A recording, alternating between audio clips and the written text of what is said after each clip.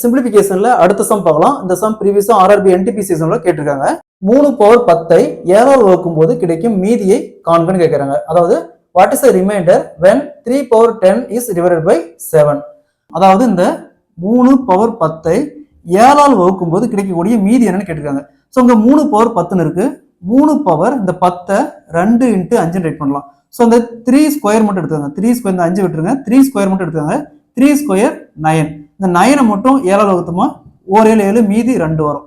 So அடுத்தது இந்த 2 power இங்க பாருங்க பேலன்ஸ் 5 இருக்கு. 2 பவர் 5 2 பவர் 5னா 2 × 2 × 2 × 2 = 32. ஸோ இந்த 32வை அகைன் 7ஆல் வகுத்தோமா 4 7 28 மீதி 4 வரும். கேரி 4 வரும். ஸோ அப்போ இந்த 3 பவர் 10 7ஆல் வகுக்கும் போது கிடைக்கும் மீதி பார்த்தோம்னா 4. Option A is the correct answer. இதே மாதிரி இந்த சம் பாருங்க 2 பவர் 20ஐ 3ஆல் வகுக்கும் போது கிடைக்கும் மீதியை காண்க கேட்கிறாங்க. இந்த சமம் ப்ரீவியஸா ஆர்ஆர்பி என்டிபிசி கேட்டிருக்காங்க.